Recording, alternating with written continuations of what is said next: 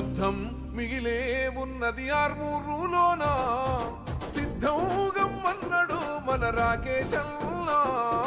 ప్రజలే తన ప్రాణం అంటూ కదిలిన నాయకుడు, అభివృద్ధిని కోరి ఆర్మూరు నేలన నిలిసిండు. యుద్ధం మిగిలే ఉన్నది ఆర్మూరులోనా, సిద్ధం గమ్మన్నాడు మన రాకేశల్లా. ప్రజలే తన ప్రాణం అంటూ కదిలిన నాయకుడు, అభివృద్ధిని కోరి ఆర్మూరు నేలన నిలిసిండు.